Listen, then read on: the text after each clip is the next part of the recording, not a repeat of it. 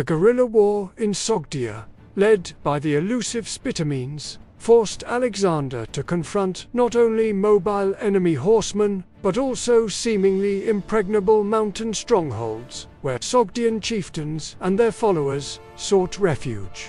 The sieges of the Sogdian Rock and the Rock of Coriolis in 328–327 BCE were legendary displays of Macedonian audacity, engineering skill, and Alexander's unyielding refusal to accept any obstacle as insurmountable. These victories were crucial in breaking the back of the Sogdian resistance, even as the main Sogdian revolt under Spitamines raged across the plains and steppes. Numerous local chieftains and their families had retreated to formidable mountain fortresses, believing themselves safe from Alexander's reach.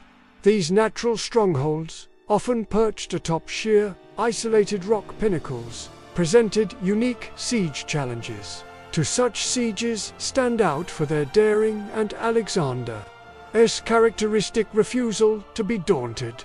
The capture of the Sogdian Rock and, shortly thereafter, the Rock of Coriolis. The first of these, the Sogdian Rock, occurred in the spring of 328 BCE, or possibly early 327 BCE, chronologies vary. This fortress was a massive, isolated outcrop of rock with precipitous cliffs on all sides, accessible only by a single, narrow, and easily defended path. It was well stocked with provisions and water, capable of withstanding a lengthy blockade.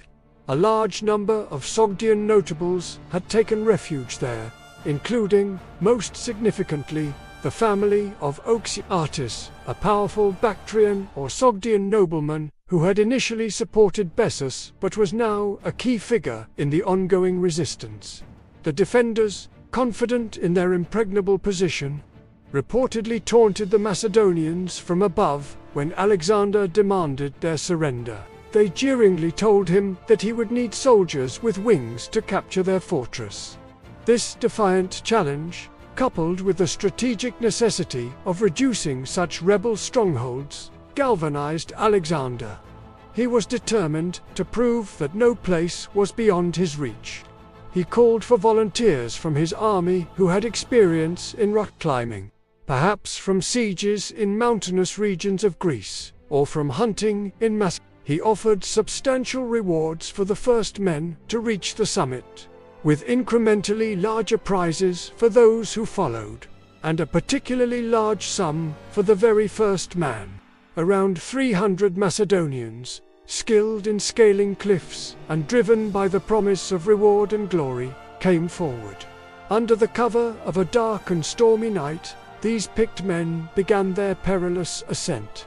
They used iron tent pegs, driven into cracks in the rock face, or into frozen snow and ice, and strong flaxen ropes, to inch their way up the sheerest, least guarded side of the fortress, a side the defenders considered utterly impassable.